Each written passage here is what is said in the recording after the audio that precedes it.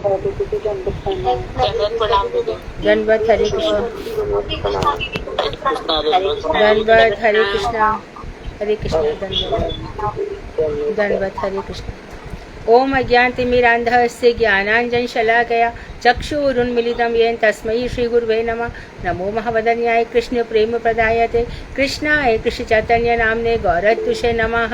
हे कृष्ण करुणा सिंधु दीन बंधो जगतपते गोपेश गोपिका कांत राधा कांत नमोस्तुते। तप्त कांचन गौरांगी राधे वृंदावनेश्वरी वृषभानुसुते देवी प्रणमामि हरिप्रिये।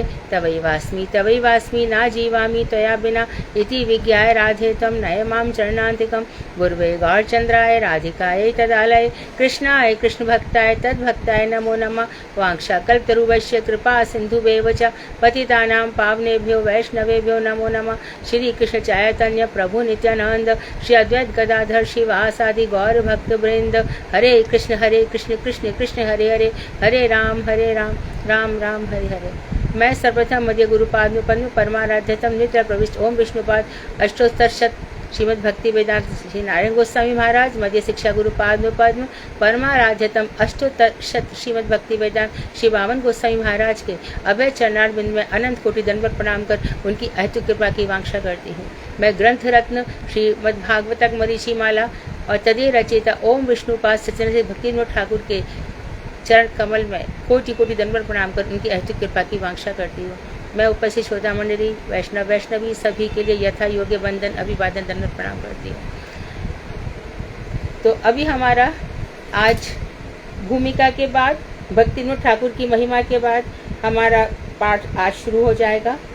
और जैसा कि हम सभी जानते हैं कि श्रीमद् भागवत अनुपम ग्रंथ है। इससे बढ़कर ग्रंथ संसार में कोई भी नहीं है।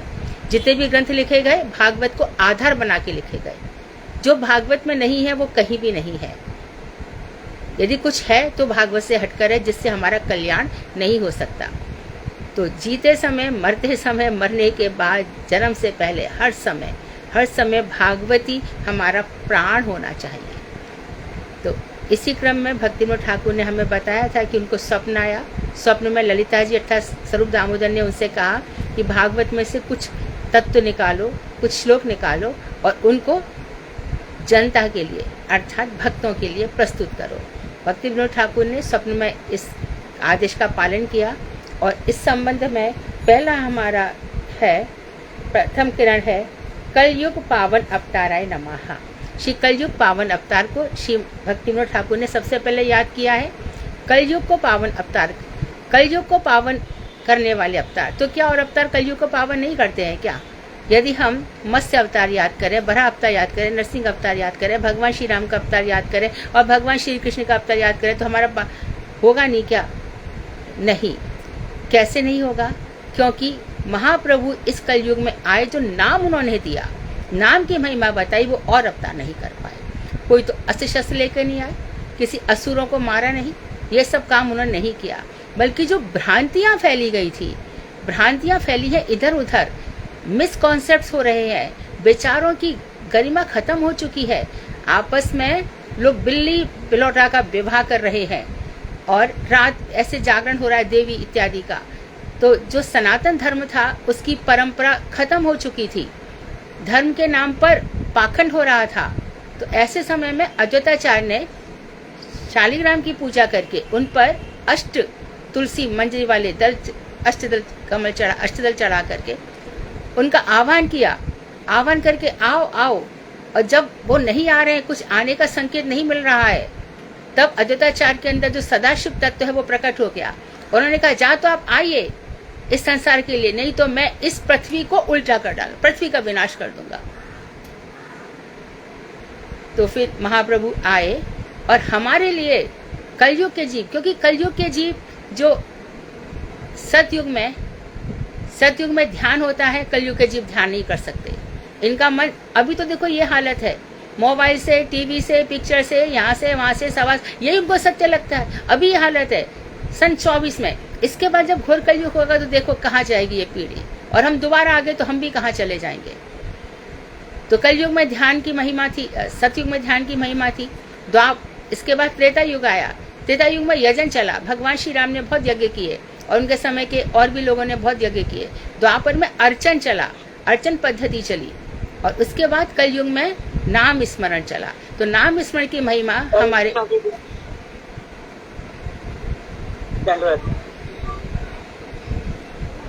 कौन है? उषा जी। हाँ जी दीदी। अब मैं भूल, मैं लेट हो गई थोड़ा। तो कोई बात नहीं, हॉस्पिटल जाना था, फिर वहाँ से थोड़ी कोई बात नहीं, कोई बात नहीं, आप कथा के बाद भी बता सकते थे। ठीक है ठीक है। बीच में टोकने से ना मैं भूल जाती हूँ। तो हमारा कलयुग में नाम स्मरण की महिमा है। ये किसने बताई? श्रीमन महाप्रभु ने। तो गौरांग महाप्रभु का अवतार हुआ। अवतार जब इस समय आए, उनके पहले शची माता के गर्भ सिंधु से प्रकट हुए। शची माता ऑलरेडी 8 कन्याएं उनकी मर चुकी थी। बड़ा भाई विश्व रूप आया, और छोटा भाई, क्योंकि 8 कन्याएं मर गई हैं, तो नीम के पेड़ के नीचे जन्म होने के कारण शची माता की सखियों ने उनका नाम निमाई रख दिया कि इसका नाम कड़वाई रखें, जिससे इसकी उम्र बची रहे। जिस समय जन्म हुआ उस समय ग्रहण था, चारों तरफ हरि नाम हो रहा था। ऐसे समय में महाप्रभु ने जन्म लिया।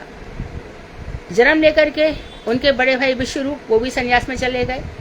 और ये जन्म के समय चंद्रमा, गौर चांद चंद्रमा के समान अद्भुत सुंदर थे। ये अलग बात है। थोड़े से बड़े हुए, माँ ने नाम रखा विशंभर, माँ पिता ने। पिता थे जगन्नाथ मिश्र और माता थी शची माता, जिसमें कौशल्या का आवेश है।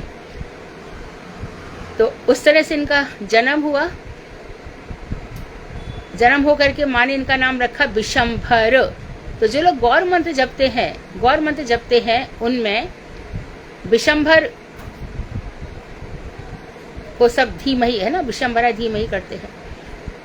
विश्व भर का भरण पोषण करते हैं महाप्रभु, इसलिए भी, और हमारी भक्ति का भरण पोषण करते हैं सारे विश्व की। देखो बहुत हल्ला मचता है कि वो राधा कुंज ये सुन जाए। देखो धीरे धीरे जुगनू की जमा खत्म हो गई ना, नहीं रहता ना, रहेगा तो हमेशा यही। जो मंत्र पारंपरिक चले आ रहे हैं, जो मंत्र सांप्रदायिक है, वही स्थिर रहेंगे। मनमुखी नहीं चलता, शास्त्रमुखी होना चाहिए, शास्त्र उन्मुख हमारा होना चाहिए। मन गणित तो कुछ भी नहीं हो सकता, वो थोड़े समय की रहती है। तो इस तरह से हमारा ये महाप्रभु आए। महाप्रभु ने आकर के जब लोगों को देखा कि लोग उनकी बात नहीं मानते हैं, लोगों का सन्यास के प्रति एक विशेष आदर होता है, तो उन्होंने सन्यास ले लिया। नित्या घाट में कूदे। शची माता को मालूम था ये जा रहे हैं, अपनी पत्नी विष्णुप्रिया को छोड़ करके ये चले गए, और वहां पर इन्होंने केशव भारती से सन्यास लिया। पहले शंकर, जो शंकर मत का अवलंबी थे, वो अपने नाम के आगे वो दंडी स्वामी होते हैं, और गौड़ीय वेदांत जो है गौड़ीय वाले, वो त्रिदंडी स्वामी होते हैं। वो दंडी स्वामी इसलिए होते हैं, समझ लीजिए कि ब्रह्म और जीव एक है, इसलिए वो एक दंड रखते हैं। और हमारे त्रिदंडी का मतलब क्या है? काय, मन और वाक, तीनों से भगवान की आराधना होती है। शरीर से, मन से और वाणी से, हमारे तीनों ही एक है। शरीर से भी हम भजन करेंगे, मन से भी करेंगे और वाणी से भी करेंगे, इसलिए हम त्रिदंडी सन्यासी हमारे यहाँ पर। तो महाप्रभु ने सन्यास लिया, लेकिन उन्होंने क्या किया कि गौड़ीय वैष्णवता को बचाने के लिए भारती नाम नहीं रखा। केशव भारती से होना चाहिए श्री कृष्ण चैतन्य भारती, भारती नाम नहीं लिया उन्होंने, ब्रह्मचारी नाम ही रखा, श्री कृष्ण चैतन्य। अच्छा, अंत समय तो वो चैतन्य हो गए थे, जिसको देखते थे उसकी चेतना जगा देते थे, जिसको देखते थे उसी में भगवान जगाई मधाई जैसे महापापिष्ट लोगों का भी उन्होंने उद्धार किया। सार्वभौम भट्टाचार्य, केशव कश्मीरी पंडित और प्रकाशन सरस्वती इत्यादि जो शांकर मतावलंबी थे, उनको सुधार किया। तो ऐसे जो हमारे श्रीमद् भागवत में त्रियुग, भगवान को त्रियुग कहा गया है, क्योंकि कलयुग में महाप्रभु का अवतार प्रच्छन्न है, छुपा हुआ है गोपन रूप से। देखो 1000 चतुर्युगी के जब 28वीं चतुर्युगी होगी, तब श्री कृष्ण आएंगे द्वापर में। 16वीं चतुर्युगी होगी, तब भगवान नरसिंह देव आएंगे। 24वीं चतुर्युगी होगी, तब भगवान श्री राम आएंगे। अब सोचो, अब पूरी चतुर्युगी निकल जाएगी, पूरी 1000। अब दूसरी जो 1000वीं चतुर्युगी आएगी उसके 28वें द्वापर में कृष्ण आएंगे। विष्णु आते रहते हैं, लेकिन एक चतुर्युगी ऐसी होती है जिसमें भगवान श्री कृष्ण द्वापर में आते हैं, फॉलोड बाय श्रीमन महाप्रभु। तो इस समय जो महाप्रभु की शरण में आए हैं वो जीव साधारण नहीं है, वो बहुत अलौकिक जीव हैं। उनका कुछ रह गया था साधना उसको पूरी करने के लिए, यदि समझ सकते हैं तो। इस बात को समझना चाहिए। तो इसलिए भक्तिविनोद ठाकुर ने सबसे पहले महाप्रभु को प्रणाम किया है और इसमें बताया उन्होंने सबसे पहला प्रकरण लिया है संबंध ज्ञान। ये भी हमें जानना चाहिए। भक्ति के 3 प्रयोजन है, संबंध, अभिधेय। भक्ति के 3 संबंध, अभिधेय और प्रयोजन, 3 तत्व हैं। तो भगवान से हमारा संबंध, तो संबंध होता है वो तो ठीक है कि खुद भगवान ने कह दिया तू और कोई नहीं है, मेरा दास है, मेरा ही स्वरूप है, मेरा ही अंश है, मेरा सब भगवान ने बता दिया। अर्जुन जीव और कोई नहीं है, मम्मी वांशो जीव लोके, जीव मेरा ही अंश है। उसके अंदर भी सत्य, चित्त और आनंद भरा पड़ा है। लेकिन आनंद की, अब कोई लिखेगा आनंद की खोज, क्या आनंद की खोज करेगा भैया, है ना? कितने लोग ऐसे ऐसे ग्रंथ लिख डालते हैं। आनंद क्या है? आनंद क्या है? आनंद है भजन। किसके अनुगत्य में? आश्रय विग्रह किशोरी जी के अनुगत्य में। तो श्रीमन महाप्रभु ने क्या किया था, सब लोग जानते हैं कि जिस समय प्रेम विवृत विलास की कथा है प्रेम सरोवर में, जब किशोरी जी भगवान के गोद में लेटी हुई हैं, तभी सब कथा इसको जानते ही हैं। मधुमंगल आया, भगवान के कहने पर उसने मधुकर भ्रमर को भगाया, कहा कि मधुकर भाग गया। इसी में किशोरी जी मूर्छित हो गई। तो कृष्ण को उसी समय लगा कि ऐसा मुझ में क्या है मैं इसको अनुभव करना चाहता हूँ। एक ग्रंथ और लिखा है, मेरे ख्याल से भक्तिविनोद ठाकुर ने, किसने लिखा है, स्वप्न विलास। स्वप्न विलास में भी ऐसे हुआ, राधा जी सो रही थी और सोते सोते उन्होंने देखा कि एक बहुत ही सुंदर नवयुवक है और संन्यास वेश धारण किया हुआ है। तो राधा जी का चित्त उसमें आकर्षित हो गया। वो एकदम उठी और बोली, कृष्ण मेरा चित्त तो आपके अतिरिक्त और किसी में आसक्त होता ही नहीं है, फिर ये क्या बात है? क्या दिखाई दिया तुम्हें राधे? बोले, मुझे दिखाई दिया कि एक सुंदर युवक है और मेरा चित्त उसके प्रति लुब्धायमान हो रहा है और उसने संन्यास वेश धारण कर रखा है। तो उन्होंने कहा, मैं ही हूं ये। क्यों? मैं कलयुग में इसी रूप में आऊंगा। तो इस तरह से महाप्रभु के अंदर इच्छा आई कि मेरी राधा की प्रणय महिमा कैसी है, इसका प्रेम कैसा है, ये मेरे होते हुए भी इसको विरह भाव हो जाता है। तो राधा की प्रणय महिमा कैसी है? दूसरा प्रश्न आया उनके अंदर, मेरा माधुर्य कैसा है? क्या मैं राधा से भी अधिक सुंदर हूं? कैसा माधुर्य मेरा? इसलिए श्रीमन महाप्रभु भगवान जगन्नाथ को देखते ही रहते थे।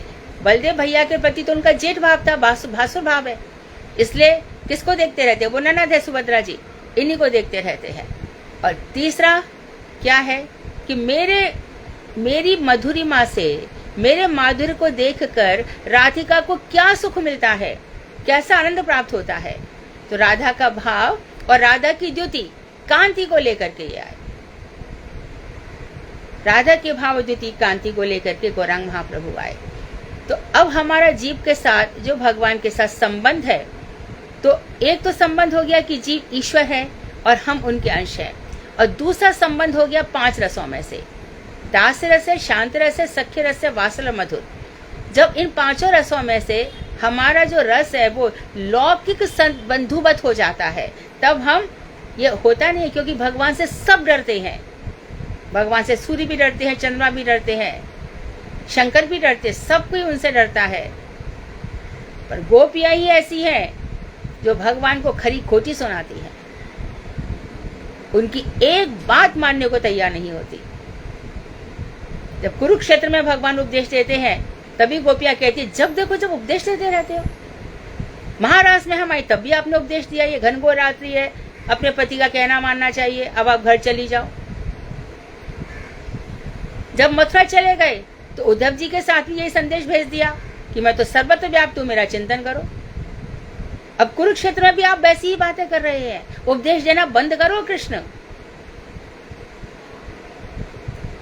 तो इस तरह से जो गोपियों का जो संबंध है और जो यशोदा जी का संबंध है कि उनको दाम बंधन कर देती है, और नंद बाबा भी क्या कहते हैं कि जा बेटा खड़ाऊ ला, तो खड़ाऊ अपने सिर पर रख के ले आते हैं। तो इस तरह के जब भाव हमारे अंदर लोभ पैदा करते हैं, भक्ति क्या है? लोभ है उन श्री कृष्ण को प्राप्त करने का। सच्ची बात पूछो तो जिंदगी एक लोभ ही है, किसी को सोसाइटी का, किसी को प्रतिष्ठा का, किसी को अपने नाम का, किसी को धन का। लोभ में ही जीते हैं इंसान सुविधा भोगी हो चुका है, सुविधा भोगी। सुविधाएं मिलती है तो समझो कृष्ण कृपा है, और सुविधा नहीं मिलती तो कृष्ण की कृपा नहीं है। और जो कृष्ण के चिंतन में दिन रात डूबे रहते हैं, कृष्ण को उनकी चिंता नहीं है कि मुझे इसको क्या देना है। परंतु भगवान भी क्या करें, उसको भक्ति चाहिए ही नहीं। हमारे बहुत सारे मंदिर बन जाए, ये हो जाए, सब जगह ये नाम, ये सब शरीर का है, आत्मा का तो कोई नाम ही नहीं है। फिर आनंद की खोज कैसी है? आनंद कौन प्राप्त करना चाहता है? आनंद क्या है? आनंद सब अपने अपने हिसाब से बताएंगे। ओशो भी आया, उसने भी अपना आनंद का कैसा बेढंगा खिलौना आनंद का रस बता दिया। तो इस तरह से चारवाक आ गया, उसने आनंद का अलग बता दिया। लेकिन आत्मा का जो शाश्वत आनंद है वो तो हमारे गुरु वर्ग, हमारी गुरु परंपरा, कृष्ण से ब्रह्मा, ब्रह्मा जी से नारद, इसने बताया। उनको छोड़ करके सर्वत्र आनंद की जो बातें हैं वो बिल्कुल मिथ्या भ्रांति है। कहीं भी आनंद नहीं है, यहीं पर आनंद है। इसी आनंद में अनंत नाग, अनंत देव और नित्यानंद ठाकुर हमेशा डूबे रहते हैं। तो भगवान के साथ हमारा संबंध लौकिक सद्बंध होना चाहिए, चाहे हम यशोदा जी के अनुगत्य में करें, लेकिन गौड़िया वैष्णव सब लोग गौड़ गोपियों के अनुगत्य में करते हैं। गोपियां जैसे भगवान श्री कृष्ण से प्रेम करती हैं, आते जाते उनकी मुरली बजती है, गैयाओं को लगता है कि भगवान हमें पुकार रहे हैं, सखाओं को लगता है भगवान हमें पुकार रहे हैं, और गोपियों को लगता है कि भगवान हमें पुकार रहे हैं। उनकी जो वंशी है उसकी ऐसी ध्वनि है। तो ये भगवान का संबंध ज्ञान, इसके संबंध में भक्तिविनोद ठाकुर ने पहला श्लोक लिया है, श्रीमद् भागवत का प्रथम श्लोक। एक वंशीधर हुए हैं जिन्होंने प्रथम श्लोक की 108 टीकाएं लिखी हैं। बुशरा चक्रवर्ती ठाकुर ने तो कितना सब कुछ लिखा है, क्योंकि प्रथम श्लोक में श्री कृष्णम धीमहि ऐसा नहीं कहा गया, हरिम धीमहि ऐसा भी नहीं कहा गया। वहां पे कहा गया है सत्यम परम धीमहि। हम सत्य का चिंतन करते हैं, जो परम सत्य है। सत्य अर्थात सब कालों में सत्य है, अर्थात सब जगह सत्य है। तो कोई कहते भैया वृंदावन में जन्म लिया है और वृंदावन में आविर्भूत हुए हैं तो वृंदावन में कृष्ण रहते होंगे। नहीं नहीं, वो सर्वत्र व्याप्त है आकाश के समान। लेकिन वृंदावन भूमि का उन्होंने चयन किया अपनी लीला स्थलियों के लिए।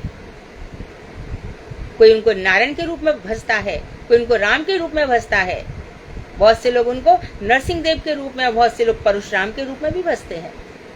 वो सर्वत्र व्याप्त है। लेकिन जैसा कि हमने चेतन शिक्षामृत में पढ़ा कि ईश्वर के नाम पर जो कल्पना है, अल्लाह है, ईसाई, ये कल्पना है, ये सच्चाई नहीं है। ये सत्य से बहुत परे है, सत्य से अतीत है। तो भगवान श्री कृष्ण ही एक सत्य है। तो व्यास जी ने पहले श्लोक में क्या कहा? सत्यम परम धीमहि जन्माद यतो अन्वया धीरत चार्ते विज्ञ स्वराज तेने ब्रह्महृदाय आदि कवे मुह्यन्ति सूरयाः तेजो वारी मृदाम यथा विनिमयो यत्र त्रिसर्गो दृशा धाम्ना स्वेन सदा निरस्त कुहकम सत्यम परम धीमहि। ऐसा कहा। तो श्री भक्तिविनोद ठाकुर, उन्होंने मरीचि प्रभा, इसके अनुवाद में क्या कहा है? भगवान की अंतरंगास्तरूप शक्ति के अनुप्रकाश को तटस्थ जीव शक्ति तथा छाया प्रकाश को बहिरंगा माया शक्ति कहा जाता है। इन्होंने तीनों शक्तियां बता दी, समझ लो। जो भगवान है उनकी अंतरंगा स्वरूप शक्ति का जो अनुप्रकाश है, अंतरंगा स्वरूप शक्ति का अनुप्रकाश तटस्थ शक्ति है। क्वेश्चन बनाने वाले ध्यान रखेंगे, भगवान की तटस्थ शक्ति कहाँ से आई? भगवान की अंतरंगा स्वरूप शक्ति का उसमें आंशिक प्रभाव है, अनुप्रभाव है। तो मतलब क्या हुआ? जीवेर स्वरूप, भगवान का अंतरंग स्वरूप जीवेर स्वरूप है कृष्ण नित्यदास। हो गया, यहाँ पे स्पष्ट हो गया, पूरा स्पष्ट हो गया। चित्त, हमारा चित्त उसका अधिष्ठाता वासुदेव है। जितने भी यज्ञ है वो नारायण परा है, जितने भी वेद है वो नारायण परा है। वेदेश चाहम सर्व वेद वेद्यो वेदांकृत वेद विदेव चाहम, सारे वेद मेरे ही परक है। तो कृष्ण के अतिरिक्त कुछ भी नहीं है। तो ये बता दिया उन्होंने कि भगवान की अंतरंगा स्वरूप शक्ति, उसका जो आंशिक प्रकाश है, अनुप्रकाश है, उसको तटस्था जीव शक्ति कहते हैं। और भगवान की जो छाया प्रकाश है उसको बहिरंगा माया शक्ति कहा जाता है। ये माया कैसी है? तीन, सतोगुण, तमोगुण, रजोगुण। तो हम लोग आपस में कहते रहते हैं ना, ये तो बहुत अच्छा है, ये तो बहुत खराब है। अरे तीनों गुण है, तमोगुण, रजोगुण, सतोगुण। आप भी देखिए, आप भी देख लीजिए, अपने हृदय में झांक कर देखिए। कभी तो आपके अंदर इतनी अच्छी भावनाएं आएंगी, इतनी अच्छी भावनाएं आएंगी, और कभी मन में जाने कैसे कैसे कुत्सित विचार आते हैं। तुलसीदास ने स्वयं कहा था, कुमति सुमति सबके उड़ रही। अच्छे विचार, अच्छी बुद्धि, खराब बुद्धि सबके हृदय में रहती है। लेकिन क्या होता है, जब हम जान जाते हैं कि ये मन है, मन ही संकल्प विकल्प कर रहा है, मन ही अच्छा बुरा सोच रहा है, ये मन ही सब कुछ कर रहा है, तब हम इससे बहुत ऊपर उठ जाते हैं। फिर हम इससे ऊपर उठ जाते हैं। तो जो बहिरंगा माया शक्ति है, तो माया जो नहीं है, माया जो नहीं है, माया जिसके द्वारा कभी शांति प्राप्त नहीं हो सकती, तो जो नहीं है उसी को हम सत्य मान लेते हैं। फिर उन्होंने बताया, भगवान की जीव शक्ति के अन्वय अर्थात संबंध से जैव जगत और उनकी माया शक्ति के अन्वय अर्थात संबंध से जड़ जगत प्रकाशित हुआ है। भगवान की तटस्थ शक्ति के संबंध प्रकरण बता रहे हैं। भगवान की तटस्थ शक्ति का संबंध है, इसलिए जैव जगत, जीव, चाहे वो तटस्थ शक्ति दोनों ओर है, चित्त जगत, अचित जगत, और उनकी माया शक्ति के अन्वय से ये क्या हुआ है? जड़ जगत प्रकाशित हुआ है। तो जगत दो रूप में है। ये जो जगत है इसमें जीव घूम रहे हैं, जड़ जगत में। जगत जड़ है पर जीव जड़ नहीं है, आत्मा जड़ नहीं है, शरीर जड़ है। तो प्रकृति ने ये जगत रचा, और भगवान प्रकृति ने जीवों को नहीं रचा है। ध्यान रखना, प्रकृति ने क्या किया? जीवों को, जीव जब उत्पन्न होता है ना, तो सत्व, तम और रज तीनों की साम्यावस्था रहती है, और जीव अपनी अपनी, भगवान ने हर जीव को स्वतंत्र छोड़ दिया है। कर ले तेरे को जो करना है, फल तो मेरे हाथ में।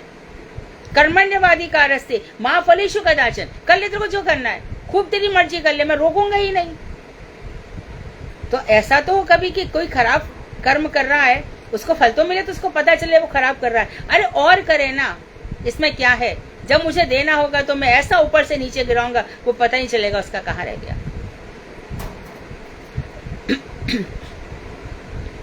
तो भगवान की जीव शक्ति, तो भगवान के इस जड़ जगत में चेतन जीव घूम रहे हैं, चेतन आत्माएं घूम रही है, और उनकी माया शक्ति के अन्वय अर्थात संबंध से जड़ जगत प्रकाशित हुआ है। तो माया शक्ति ने जड़ जगत प्रकाशित किया है भगवान की, और भगवान की तटस्थ शक्ति ने जीवों को प्रकाशित किया है। तो जीव भी अपना स्वरूप लेकर के आया है। कैसा स्वरूप लेकर के आया है?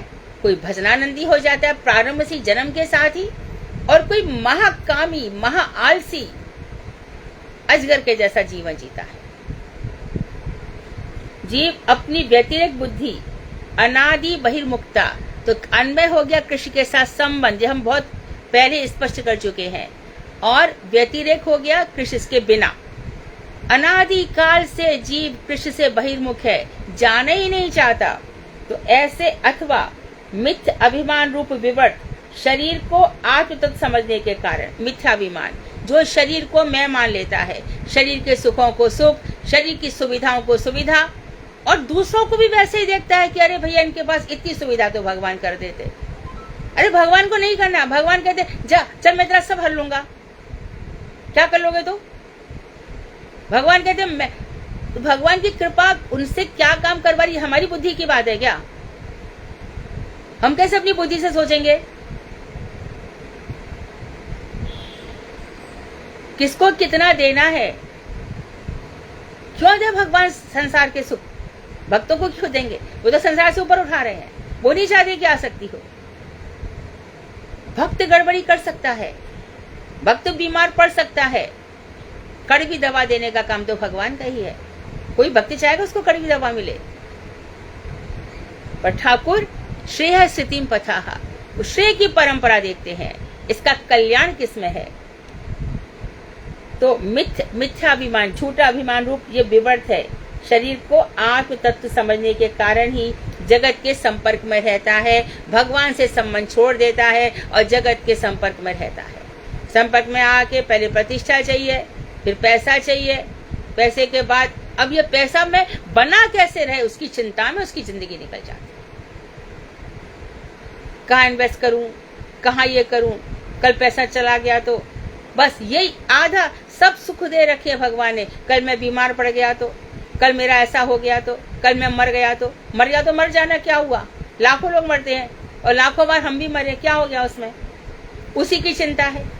कितने महामूर्ख, अरे भाई अपना श्राद्ध कर जाए, और मरने के बाद एक दफा श्राद्ध कर लेगा फिर क्या? इसलिए जो भगवान का भजन करते हैं उनको ये सब बातें दिमाग में आती नहीं है। भगवान ने सब विधान रच रखे हैं। हो या वही जो राम रचि राखा, को कर तरक बड़ा वही शाखा। तो वो जगत के संपर्क में रहता है, ये संबंध ज्ञान है। अतएव निष्कर्ष यह है कि अन्वय और व्यतिरेक रूप से भगवान से ही यह चराचर विश्व प्रकाशित हुआ है। भगवान को मान लेते हैं तो अन्वय चल रहा है, भगवान को छोड़ देते हैं तो व्यतिरेक है। खाओ पियो मौज करो, ये भगवान को छोड़ करके है, और भगवान का ध्यान करो, ये अन्वय है। पुरुष, प्रकृति और महत्व तत्व आदि कुल मिलाकर 28 तत्व प्रस्तुत ग्रंथ की श्लोक संख्या 10-17 में हम बताएंगे और खोल करके। इन 28 तत्वों का अर्थ समूह अर्थात चराचर को प्रकाशित करने वाले तत्वों में से जिन पुरुष को ज्ञात तत्व स्वरूप अभिज्ञ अर्थात सर्व की उपमा दी गई है, तो अब बता रहे हैं कि देखो 28 तत्व में जो परम पुरुष परमात्मा भगवान है वे सर्वज्ञ हैं। अच्छा, पहले उन्होंने बता दिया कि 28 तत्व कैसे हैं। कल भी हमने पढ़ा था इस विषय में, कल भी सुना था, देवहूति ने, कपिल देव ने देवहूति को सुनाया था। ध्यान रखिए 28 तत्वों में पंच महाभूत आकाश वायु अग्नि जल पृथ्वी, पंच तन मात्राएं। आकाश का गुण क्या है? इन पांचों महाभूत का जो गुण है इनको सूक्ष्म महाभूत भी कहते हैं और तन मात्रा भी कहते हैं। आकाश से शब्द, वायु से स्पर्श, कोमल कठोर स्पर्श, ठंडा गरम, ये सब स्पर्श अनुभव होते हैं। उसके बाद अग्नि, अग्नि से तेज, प्रकाशमान होती है हर चीज अग्नि के कारण।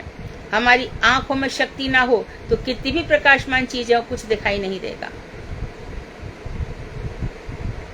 जल, जल से रस और शब्द स्पर्श रूप रस, तो तेज से रूप हो गया, जल से रस हो गया और पृथ्वी से गंध है। तो इस तरह से पंच महाभूत पंच तन्मात्राएं 10 हो गए। 5 ज्ञान इंद्रिया जिनको हम फील करते हैं, आंख से देखते हैं, नाक से सूंघते हैं, कान से सुनते हैं, जिह्वा से बोलते हैं, त्वचा से स्पर्श करते हैं। तो वाक पाणी पाद पायु उपस्थ, और ये जो 5 है ये कर्म इंद्रियां हैं। हाथों से काम करते हैं, बाघ से वाणी बोलते हैं, जिह्वा से हम रस लेते हैं, बाघ से बोलते हैं, हाथ पाणी पाद पैरों से चलते हैं, पायु जहाँ से हम मल मूत्र विसर्जन करते हैं, और उपस्थ जहाँ से संतान उत्पत्ति होती है। ये इस प्रकार से 10 इंद्रियां, 10 और 10 20, 4 अंतःकरण है, मन बुद्धि चित्त अहंकार 24, 25वां प्रकृति, 26वां पुरुष, 27वां काल और 28वां प्रधान। और कहीं कहीं पर उसको अपूर्व कर्म भी लिया गया है। ऐसे 28 तत्वों से ये शरीर बना है और इस शरीर ने जहां मना अपना संबंध जोड़ लिया और किसी ने बता दिया ये धर्म संगनी है, पत्नी है, किसी ने बोल दिया ये पति है, इसकी जीवन भर संभालो। ये सब किस लिए हुए? समाज में व्यवस्था के लिए। वास्तव में तो 7 बताम पति, सभी के पति, चाहे वो स्त्री शरीर हो चाहे पुरुष शरीर हो, भगवान ही है। इसलिए जैव धर्म में कहा गया कि घर की जो स्त्रियां हैं इनमें भोग बुद्धि मत रखो, ये भगवान की दास दासी हैं सब। इसी प्रकार से पति में भी उसको ये मत समझो कि विवाह हो गया तो ये इसका बहुत सारे कर्तव्य हमारे प्रति, नहीं। सब लोग मिलजुल करके चलो। संगच्छध्वम संबद्धम संभो मनांसि जानताम देवा भागम यथा पूर्वे। सब मिलकर के चलो, सब एक दूसरे के सुख साथ के सहभागी बनो, सबके लिए सहानुभूति रखो। यही सनातन परंपरा है। देवे भागम यथा पूर्वे संजानानाम उपासते। और क्या कहा भगवान ने? ईशावासमिदं सर्वम, सब कुछ ईश्वर से व्याप्त है। त्याग पूर्वक भोग करो, त्यक्तेन, मत रखो किसी कौन क्या पहनता है क्या खाता है, ये बहुत छोटी सी बात है। तुम्हारा ध्यान क्यों गया? आंखों को ये कपड़े का प्रिंट देख के सुख मिलता है क्या? कपड़े की डिजाइन देख के सुख मिलता है क्या? एक दर्जी होगा अच्छे खासे कपड़े बना देगा, एक डिजाइनर होगा वहां पे कट मार देगा। ये सब देखने के लिए हम पैदा हुए हैं क्या? इसी प्रकार से तुमने असली चेन पहन रखी है कि नकली पहन रखी है? अरे मैं तो मंदिर में आई थी, मेरी चेन खो गई। पहन के काय को आई थी, किसने कहा? तो ये सब जो है ना बहुत बहुत बहुत निम्न कोटि की बातें हैं। इन सब से जब ऊपर उठेंगे तभी हमें ये सब अनुभव होगा। तो अनादिकाल से जीव बहिर्मुख है, तो उसके 28 तत्वरूप अर्थों को, चराचर को प्रकाशित करने वाले चर और अचर, चर जीव इत्यादि और अचर नदी, पर्वत, समुद्र, इन सब को प्रकाशित करने वाले द्वीप, आइलैंड्स। तो जिन पुरुष को ज्ञात तत्व स्वरूप अर्थात ज्ञ, भगवान सर्वज्ञ है, ज्ञाता है, सब कुछ जानते हैं।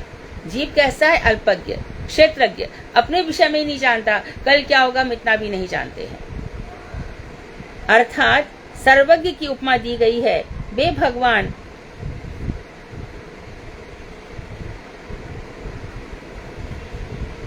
पूर्ण शक्ति द्वारा परिसेवित अपनी स्वरूप शक्ति के बल से पूर्ण और स्वराज अर्थात सृष्टि से पूर्व स्वयं अपने स्वरूप में ही विराजित रहने वाले हैं। तो इतनों से भगवान परिसेवित हैं। पूर्ण शक्ति द्वारा परिसेवित भगवान क्या है?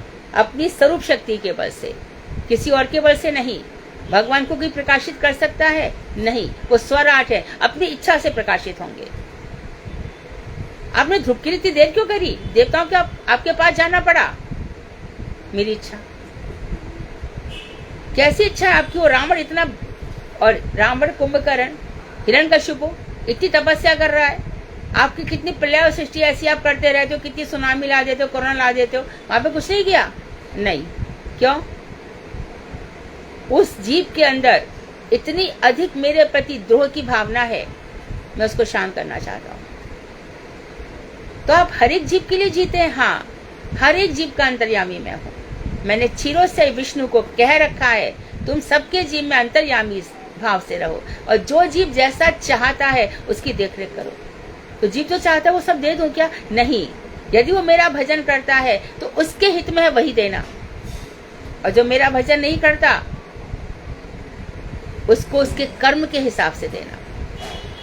तो भगवान के भक्तों का जीवन वो भगवत जीवी होते हैं, भगवान जैसा चाहे रखते हैं, और कर्मी भोगी का जीवन ऐसा होता है।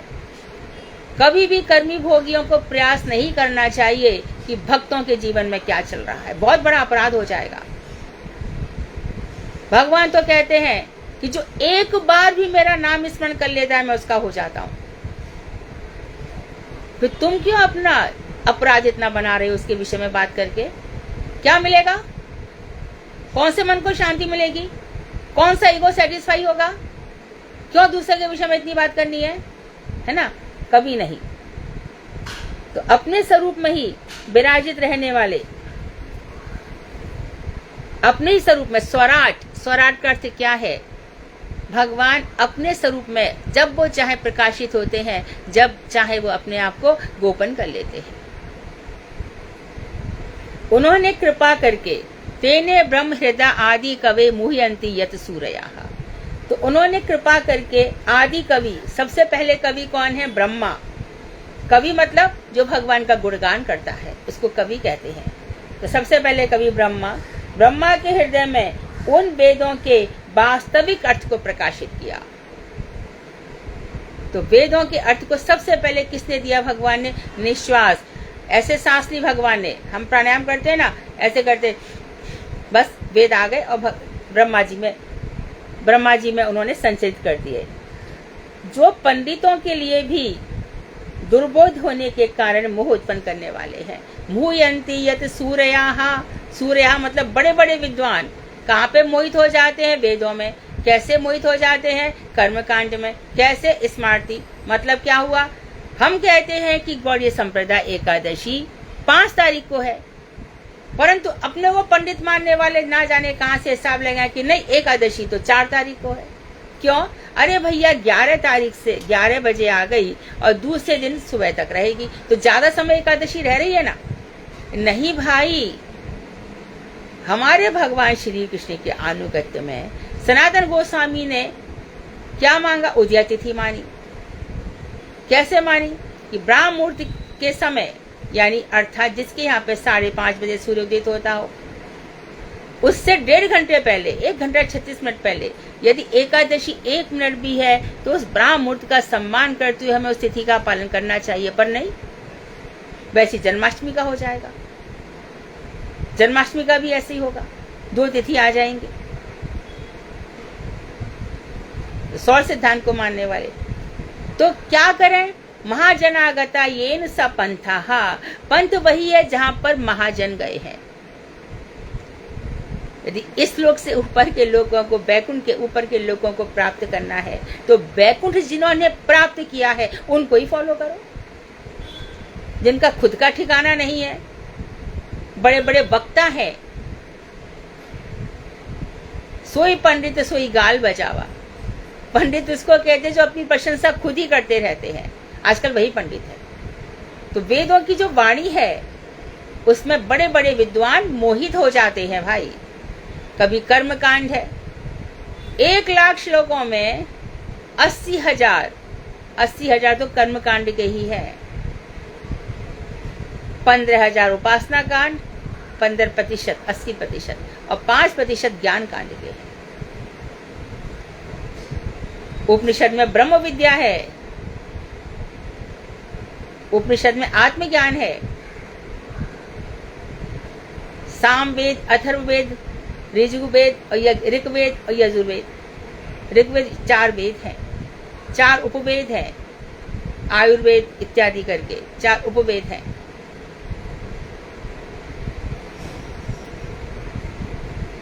तो उसमें बता रहे हैं कि लोग वेदों की वाणी में मोहित हो जाते हैं। कहा जाता है हवन करो।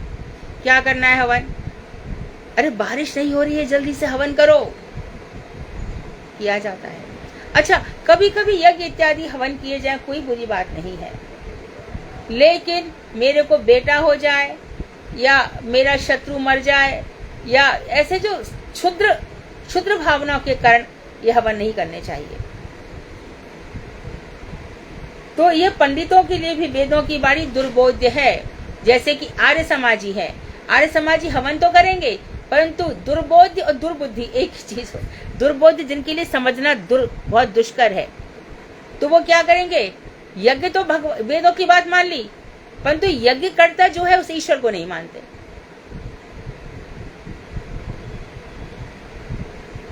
अध कचरा ज्ञान, आधा लेंगे। वैसे ही देखो भगवान के सामने दयानंद सरस्वती बैठे थे, अपने समय के प्रकांड पंडित थे। उस समय बैठ गए भगवान के ध्यान में और ध्यान लगा रहे हैं।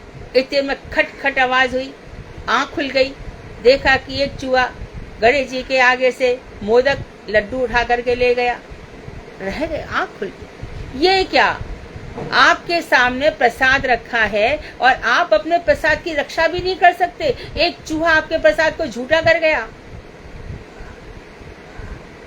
ओहो, दयानंद दयानंद बड़ा भारी आर्य समाजी बन गया। उसने कहा, रे मूर्ख ठाकुर जी, एक चूहा क्या, लाखों चूहों का पेट भरेंगे, उसमें लाखों चींटी भी रम जाएंगी तो भगवान बिल्कुल उनको खिलाएंगे, इसमें क्या हो गया। भगवान के तो बड़े लंबे लंबे हाथ हैं, भगवान अपनी कृपा वर्षा से सबका पेट भरते हैं। इस बात को वो नहीं समझ पाए। तो ऐसे वेदों के मनगढ़ंत अर्थ निकालने वाले वो हैं। वेद की कोई एक इतनी सी बात पढ़ ली, ऐसी कौन सी बात पढ़ ली, तत्त्वमसि किसी भी उपनिषद में नहीं है, मात्र छांदोग्य उपनिषद में 7 स्थान पर है। तत्त्वमसि, तुम वही हो, हे सौम्य, हे श्वेत केतो, तुम वही हो। क्या हो, तेरे अंदर भी सत्य संकल्प है, तू भी अजर अमर हो जाएगा, तू भी विजर हो जाएगा, तेरे अंदर शोक नहीं रहेगा, मृत्यु नहीं रहेगी, तू भी उनके समान हो जाएगा। अरे सच, तू मानना तू वही है, ठीक है, गुणाष्टक 8 गुण प्रकट हो गए तेरे अंदर, पर तू वही कैसे हो सकता है, बता तो सही। आज तक कोई वही होकर के किसी ने सृष्टि की रचना कर डाली क्या? किसी ने इस विश्व का संहार कर दिया क्या? कोई है ऐसा जो इसका पालन कर सकता है? कोई है ऐसा जो यहाँ से मृत्यु और शोक उनको मिटा सकता है? पर तुम क्यों कहते हो कि तुम ब्रह्म हो? तो वहां पर उन्होंने भावावेश में कहा, देख भैया, तू ईश्वर का ही है, ईश्वर जैसा ही है, अपने आप को आत्मज्ञान समझ, आत्मा का प्रकाश पा। तो इस तरह से वेदों के मनगढ़ंत अर्थ बहुत सारे निकाले गए। सर्ग अर्थात सृष्टि 3 प्रकार की है।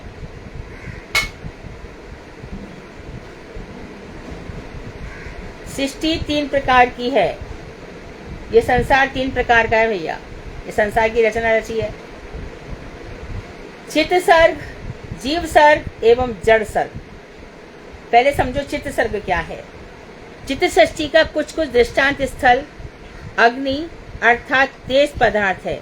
जैसे अग्नि दिखाई नहीं देती, लकड़ी में अग्नि है दिखाई नहीं दे रही, गैस के चूल्हे में अग्नि है पर दिखाई नहीं दे रही, मोमबत्ती में अग्नि है दिखाई नहीं दे रही। और जब जैसे कि पहले पत्थर से पत्थर घिस देते थे, घर्षण होती थी, दूर से कोई हिंसक जीव आ रहा है तो उसको डराने के लिए तुरंत पत्थर उठाए जाते थे और आपस में घिस दिया जाता था, तो उस आग से हिंसक जीव भाग जाते थे।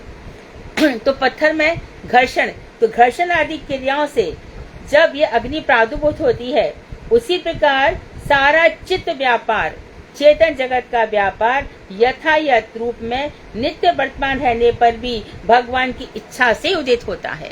इसको समझ लो। बहुत ही सुंदर बता दिया, अद्भुत रूप से बता दिया, बहुत ही बढ़िया बता दिया कि ये जगत हमेशा विद्यमान है।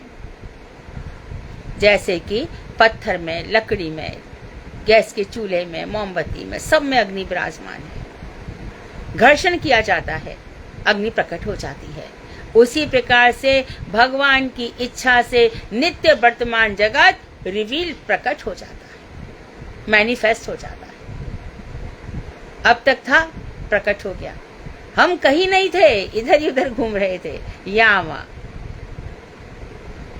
और अब भगवान ने क्या कर दिया, हानि लाभ जीवन मरण यश अपयश विधि हाथ। हानि लाभ जीवन मरण यश अपयश भगवान के हाथ में है। उनको जब चाहेंगे, जब मत्स्य अवतार की कथा आएगी तब इसको और भी स्पष्ट किया जाएगा, तब ये जगत प्रकट हो जाएगा।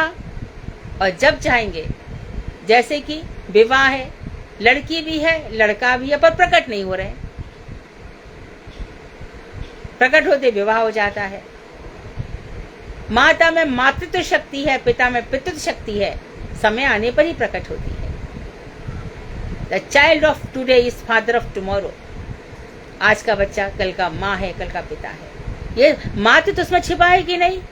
एक छोटी सी बच्ची में देखो तो वो जब गुड़िया के साथ खेल खेलती है तो उसका मातृत्व भाव कैसे छोटी बहन के साथ हो जाता है। इसी प्रकार से जो पुरुष वर्ग है उनके अंदर कर्तव्य परायणता बहुत रहती है। बहन होती है साथ में तो उसको लगता है मैं इसका सबसे बड़ा रक्षक हूं। ये सब भाव स्वाभाविक रूप से सब में रहते हैं। मनुष्य बनाया ही ऐसा गया है, और यदि नहीं होता तो उसको राक्षस कहा जाता है। राक्षसी शब्द भी है,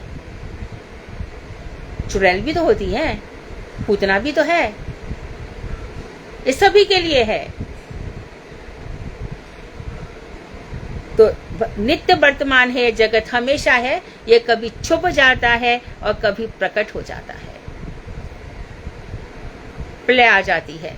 हिमगिर के उत्तुंग, उत्तुंग मतलब ऊंचे शिखर पर बैठ शिला की शीतल छा, एक पुरुष भीगे नैनों से देख रहा था प्रलय प्रवाह। नीचे जल था, ऊपर हिम था, एक पवन एक तरल था, एक सघन एक तत्व की ही प्रधानता, कहो उसे जड़ या चेत। ये सब एक तत्व है, ईश्वर से सब निकला हुआ है। ये जड़ सर्ग है जो शरीर है, और चेतन है ये आत्मा है। सोचो, कभी एकांत में चले जाओ, कभी यमुना नदी के किनारे धीर समीरे यमुना तीरे वसती बने बनमाली, वहां पर बैठो, विचार करो, देखो समुद्र को, देखो दूर दूर तक, फिर हॉराइजन देखो। क्या बोलते हैं हॉराइजन को हिंदी में? क्या बोलते हैं उसको? अंतरिक्ष। अंतरिक्ष, क्षितिज, क्षितिज राइट, क्षितिज राइट वर्ड। क्षितिज को देखो, कैसे पक्षी वहां पर कलरव करते रहते हैं। शाम होते होते पक्षियों की आवाज बंद हो जाती है, और बस उस क्षितिज में से चंद्रमा उदित होता है और समय पर सूर्य उदित होता है। ऐसे भगवान ने संसार रच रखा है। कोई कोई लोग तो प्रकृति को ही भगवान मानते हैं। इसमें हमारे कौन कौन से सब, जो हमारे सब बच्चे पढ़े लिखे हैं, जो हमारी ये है महादेवी वर्मा, जयशंकर प्रसाद, सुमित्रा नंदन पंत, ये सब प्रकृति को ही भगवान मानते हैं। रहस्यवाद के कभी कहा जाता है कि प्रकृति अपने अंदर हजारों चीजों को छुपाए हुए है।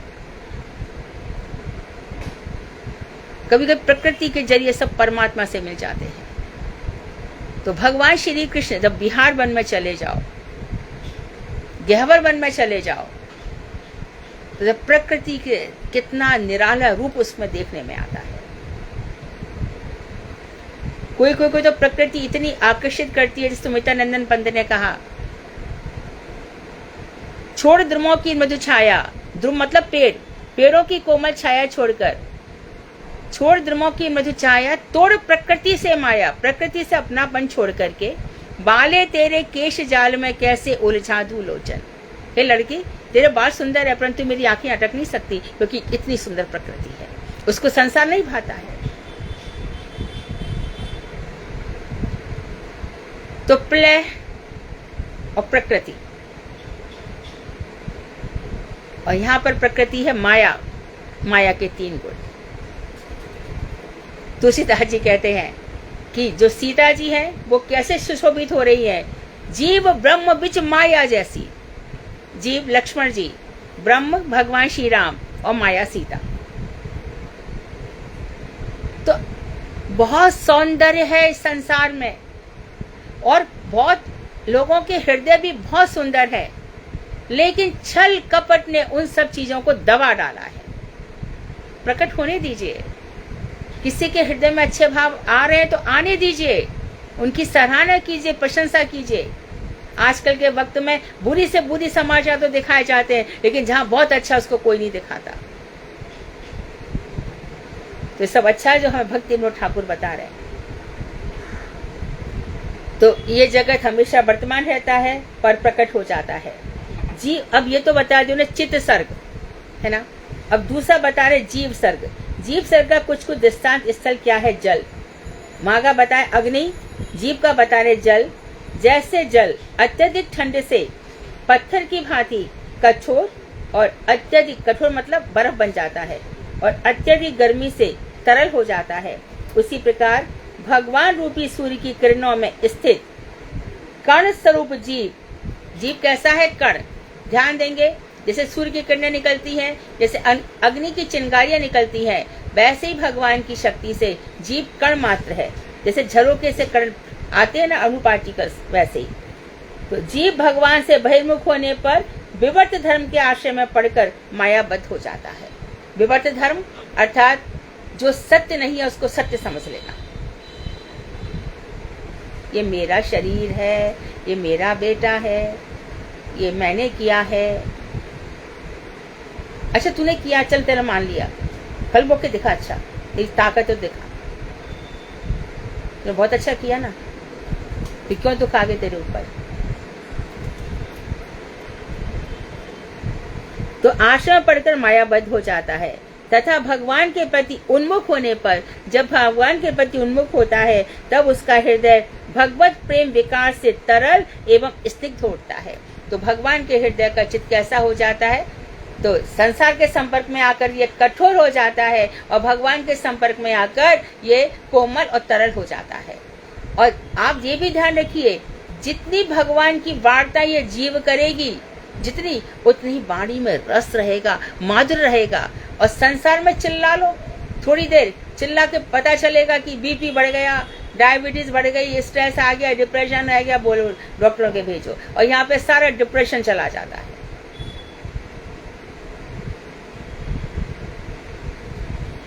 तो जिसके फलस्वरूप ही उनकी सेवा करने से तत्पर होते हैं।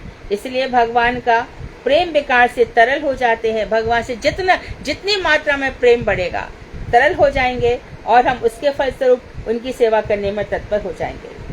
तो हमने 2 सर्ग पढ़ लिए आज, जीव सर्ग और चित्त सर्ग। और चलो हम 1-2 मिनट में जड़ सर्ग भी बता देते हैं, पर जड़ सर्ग हम कल ही पढ़ लेंगे तो अच्छा रहेगा।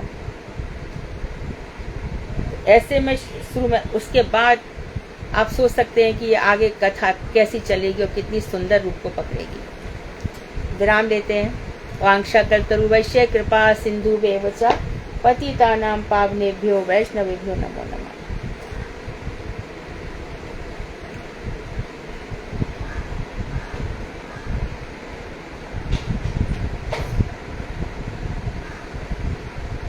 प्रश्नोत्तर, प्रश्न कीजिए, क्या पूछना है?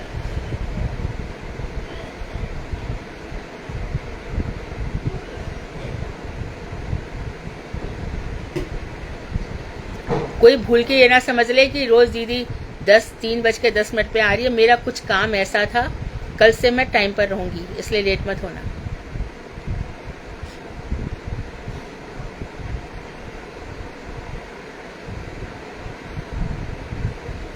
आदेश करें। दंडवत जी। हाँ, हरे कृष्णा। दीदी, चैतन्य शिक्षा मित्र जो हम पढ़ रहे थे, वो तो मेरे को स्टार्टिंग में थोड़ा हार्ड भी लग रहा था। मैंने आपको बोला भी था दीदी, थोड़ा कुछ समझ, मगर ये वाली ग्रंथ दीदी पता नहीं, भगवान की कृपा, बड़ा अच्छा लग रहा, आनंद लग रहा है और थोड़ा सा समझ में भी आया। देखो, तुम पहले छोटी क्लास में थी, अब तुमने वो क्लास धीरे धीरे पास करी है, अब तुम बड़ी क्लास में आ गई हो, अब तुम काफी चीजें सीख रहे हो, बहुत कुछ चीजें सीख गए हो। अभी उसी को जैव धर्म शिक्षा मत को पढ़ोगे तो ऐसा लगेगा तो इजी था, तो काफी चीजें आ गई है समझ में, इसके लिए इजी लग रहा है। वैसे ग्रंथ बहुत इंटरेस्टिंग है।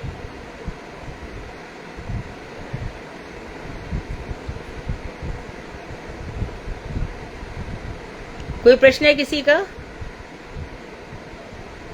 नहीं ना? सुधा नहीं है क्लास में? हरे कृष्ण, दंडवत प्रणाम। हाँ, तो भागवत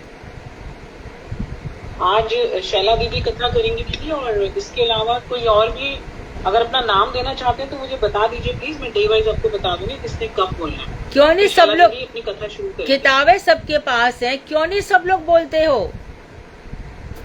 सब तो आधे लोग तो वो बोलिए, या कोई नया आप कोई टॉपिक लेना चाहता है वो बोलिए, लेकिन ग्रंथ होने चाहिए। ग्रंथ जो हमारे गौड़िया मठ का है, दीदी ने जो अनुवाद किया, उसके अलावा कोई और ग्रंथ ना पकड़े।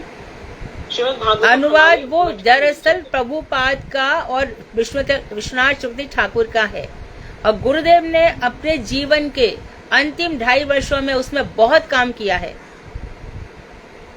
अपने जीवन का पूरा अनुभव उसमें उड़ेल दिया है। इसे पढ़े तो हम समय भी दे रहे हैं, एनर्जी भी दे रहे हैं, और फिर भी हम शुद्ध नहीं पढ़ पा रहे, तो क्या मतलब है? इसलिए कहा जा रहा है कि उसी भागवत को पढ़ो, जीवन भर पढ़ते रहोगे उसको, मुंह रहो बार बार। दीदी दंडवत प्रणाम। हाँ। मेरा भी पहले स्कंद का दूसरे अध्याय के लिए जब आपको सुटेबल हो तब नाम लिख लेना। क्या नाम है सादा टॉपिक? दीदी आपका मैंने 8 के लिए लिखा हुआ है, मंडे के लिए। हाँ जी, दूसरे अध्याय के लिए भी ले लेना, पहले स्कंद हाँ का पहले दूसरा आप अध्याय। हाँ पहले आप एक अध्याय करो दीदी। 8 तारीख को आप हो, 9 तारीख को रेणु दीदी है, 10 तारीख को वेडनेसडे को भारती दीदी है, और फिर 11 तारीख को इना झा दीदी है। ये नेक्स्ट वीक का है। नेक्स्ट वीक में फ्राइडे भी है हमारे पास अवेलेबल, कोई बोलना चाहे तो। का तो मेरा था ना। हरे कृष्णा दंडवत प्रणाम दीदी। ट्यूसडे अनुराधा का था।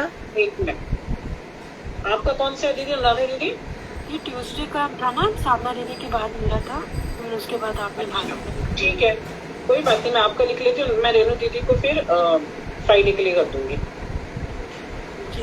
हरे कृष्णा दीदी, दंडवत प्रणाम दीदी। ये आप जो नवयोगेंद्र संवाद बोल रहे थे दीदी, मैं उसमें कुछ प्रयास करूं नेक्स्ट वीक के लिए। नवयोगेंद्र संवाद एक साथ 9 जन फिक्स होंगे तो एक के बाद एक चलेगा, उसको बीच में नहीं लेंगे। 9 जन प्लान कर लो, और हाँ एक एक करके 9 जन ले लो। दीदी 11वें स्कंद का तीसरा चैप्टर लिया हाँ। है, उसमें 3 संवाद आ रहे हैं। तो दीदी मैं तो प्रथम मैं प्रथम द्वितीय कोई नहीं प्रथम दीदी, एक मैं मिनट, दूसरी बोल लूंगी दीदी। मोहिनी दीदी आप पहला बोल लो, मैं दूसरा बोल लूंगी। एक मिनट। पहला कौन बोल रहा है? रूबी दीदी? मोहिनी दीदी। पहला मोहिनी दीदी आप बोल रहे हो पहला? ठीक है दीदी, बोल तैयार कर लूंगी, प्रयास करूंगी बोलने का दीदी। ठीक है, तो दूसरा कौन है? मैं रूबी दीदी। रूबी दीदी दूसरा, और तीसरा फिर कौन है? ये तीसरा चैप्टर है जो 11वें स्कंद का तीसरा चैप्टर, वो मैं ले रही हूँ। नहीं अनुराधा दीदी, उसमें एक आप मिनट। नहीं, अनुराधा उसमें दीदी एक मिनट। मैं ये कहना चाहती हूँ कि 9 योगीश्वर के जो बात है, चैप्टर कोई सा भी हो, एक योगीश्वर ने जो बोला समाप्त, दूसरे योगीश्वर ने जो बोला समाप्त, मैंने उसमें दिया हुआ है कि कौन से प्रश्न के उत्तर में कितने सारे श्लोक हैं, ये दिया हुआ है उसमें, आप खोल के देखो प्रश्न क्या है, उसके उत्तर कितने श्लोक से कहाँ तक है। तो एक एक अनुराधा दीदी आप तीसरा बोल लो ना, भगवान की माया सृष्टि कैसी। अनुराधा दीदी अगर आप ट्यूसडे का दिन जो मांग रहे हो, अगर ये नव योगेंद्र संवाद के लिए ही मांग रहे हो, तो उसको बीच में मत करो। दीदी का यही कहना है कि क्रम से चलो, एक साथ 9 के 9 क्वेश्चंस पूरे करो। तो आप फिर ट्यूसडे को मत दो, ट्यूसडे को एज इट इज रेणु दीदी को रहने दो। आपने यही बोलना था ट्यूसडे को क्या? हाँ जी दीदी, मैं नहीं तो मैं कोई और भी ले सकती हूँ, जो आप कह रही हैं। रेणु दीदी नहीं, बोले मैं कुछ नहीं कह सकती, मधु दीदी कहेंगी। आप मुझे बताओ आप कौन सा ले रहे थे? 3rd ले रहे थे इसका, नव योगेंद्र का? मैं हाँ जी तृतीय ले रही थी, माया का स्वरूप और माया से पार होने का उपाय और परम ब्रह्म का स्वरूप। मतलब 3 और 4 दोनों? नहीं, सिर्फ खाली एक ही चैप्टर तृतीय, जिसमें 3 का आ रहा है। नव योगीश्वर में एक एक योगीश्वर लेना है, एक एक योगीश्वर, एक हवि लेगा, एक कवि लेगा, एक द्रुमि लेगा, एक प्लान लेगा, इस तरह से एक एक लेंगे, हाँ जी एक अंतरिक्ष लेगा। हरे कृष्णा सीता दीदी, मैंने आपको जी, सुबह में मैसेज किया था फॉर द सेकंड चैप्टर। आपका कौन सा है? Second chapter I have already asked morning. नव योगेंद्र का 2nd चैप्टर तो रूबी दीदी ले रही हैं। तुम 9 योगीश्वर में से कोई भी एक एक ले लो, 9 जन।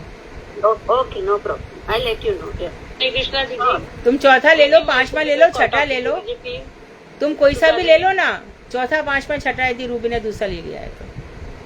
हाँ ठीक है, तीसरा मेरा है, तो चौथा 5वां छठा कोई और जो भी दे दो। अभी कौन? फाल्गुनी दीदी आपके नाम पे लिखूं 4th?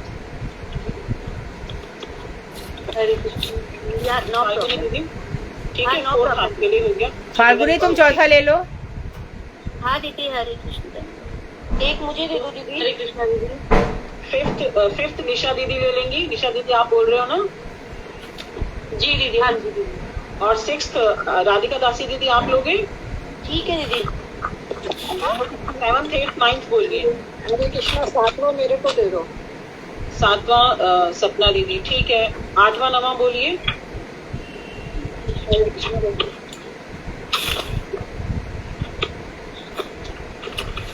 आपका नवा कोई और बोलना चाहेगा? मैं और कोई नहीं होगा तो नोवा मैं ले लूँ। करवाचन का मैं ले लेती हूँ, 8 मैं ले लेती हूँ, तो 9 आप करोगे अनुराधा दासी दीदी? हाँ जी दीदी, नोवा मेरे लिए। ठीक है, तो ये हो गए हमारे 9 के 9 कंप्लीट हो गए। तो अब हमारे जो हो गया अभी कृष्णा आप दीदी चला- फिर डेट बता देना दीदी, फिक्स करके फिर मुझे डेट बता देना। डेट मैं बता दूंगी। वो तो आपको- अपने आप स्पष्ट है ना, पहले दिन जो होगा उसके बाद से 9 दिन तक चले जाएंगे। अब उसमें आज शैला दीदी है और कल हेमा दीदी का होगा, फिर ये पूरा हो गया। चलो प्रारंभ कीजिए। हरे कृष्णा दीदी, एक प्रश्न था। हाँ पूछो। दीदी ये जो चित्त सर्ग वाला पैरा है, उसके लास्ट लाइन में बता रहे हैं चित्त व्यापार यथायथ रूप में नित्य वर्तमान रहने पर भी भगवान की इच्छा से ही उदित होता है। तो दीदी ये भगवान की इच्छा से इस जगत में ही उदित होता है? ये चित्त व्यापार हो गया बिरजा नदी के ऊपर का, और जब भगवान की इच्छा होती है तब वो नीचे आकर के इसको करते हैं।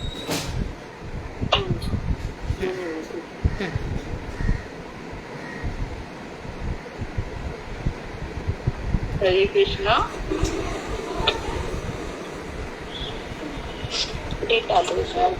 दंडवत प्रणाम दीदी। दंडवत। शुरू करो दीदी। दंडवत प्रणाम दीदी। अज्ञान कृपया रुके मत।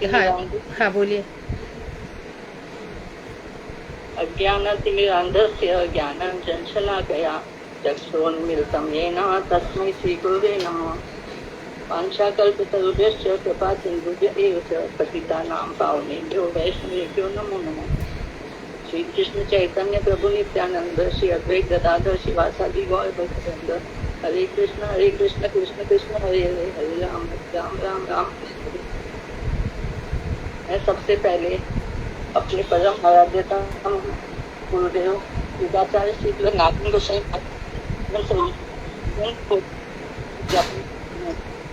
उसके मधुर के चरणों में आवाज ब्रेक हो रही है।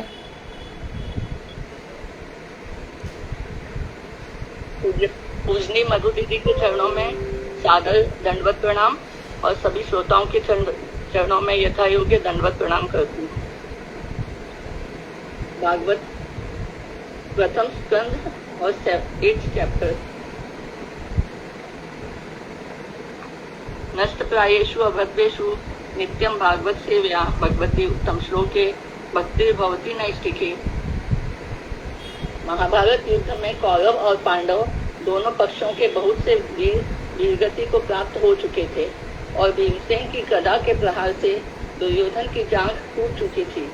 अश्वत्थामा ने अपने स्वामी दुर्योधन का प्रिय कार्य समझकर द्रौपदी के 5 पुत्रों को सुप्त अवस्था में ही वध कर दिया और उनके सिरों को दुर्योधन को भेंट किया, परंतु दुर्योधन को उसका ये कार्य बहुत अप्रिय लगा और उसने प्राण त्याग दिए। अपने पुत्रों का निधन अप्रिय लगने से प्राण त्याग दिए ऐसा नहीं था, वो मरना सा नहीं था। दैत बन के सरोवर में छुपा हुआ था, तो वहां पे उसको मरना ही था, परंतु इस दुख से नहीं मरा वो, है ना। ठीक है। अपने पुत्रों का निधन सुनकर द्रौपदी अत्यंत दुखी हो गई। उनकी दशा देखकर अर्जुन ने सांत्वना देते हुए प्रतिज्ञा की, अधम ब्राह्मण का सिर काटकर तुम्हें दूंगा, तब उस पर पैर रखकर तुम स्नान करोगी। अर्जुन अपने भयानक गांडीव धनुष को लेकर कृष्ण के साथ अश्वत्थामा के पीछे दौड़े। उस समय अश्वत्थामा ने अपने को बचाने का एकमात्र साधन ब्रह्मास्त्र ही समझा। यद्यपि उसे ब्रह्मास्त्र को लौटाने की विधि मालूम नहीं थी। कृष्ण ने अर्जुन को भयभीत देखकर ब्रह्मास्त्र के तेज को अपने ब्रह्मास्त्र के तेज से ही विनाश करने का आदेश दिया।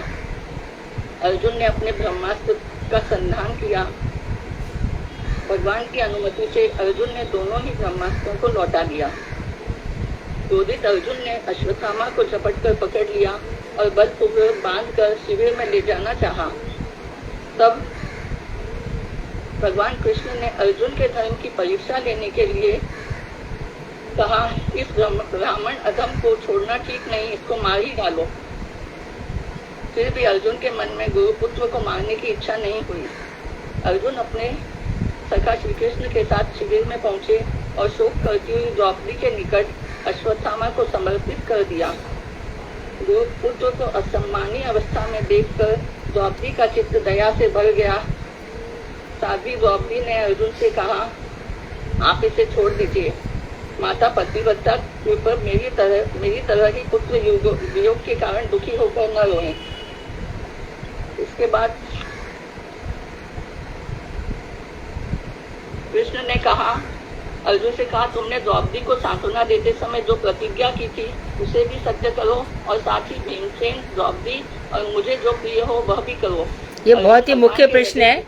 जब भगवान श्री कृष्ण कह रहे हैं कि तुमने अर्जुन प्रतिज्ञा की थी कि मैं इसको मार कर दूंगा और इसके खून से द्रौपदी के बाल बांधूंगा, एक तो यह प्रतिज्ञा है, और दूसरी प्रतिज्ञा क्या है कि द्रौपदी कह रही है इसको छोड़ दो जिससे मेरी गुरु माँ उनका चित्त दुखी ना हो। अब तुम इसमें से रास्ता निकालो कि तुम क्या करोगे। अर्जुन भगवान के हृदय की बात समझ गए और अपनी तलवार से अश्वत्थामा के सिर की मणि बालों के साथ निकाल ली। मणि और ब्रह्मतेज से रहित अश्वत्थामा को शिविर से निकाल दिया। तो ब्राह्मण की मृत्यु क्या है? ब्राह्मण का अपमान करना, अपमान ही सबसे बड़ी मृत्यु है।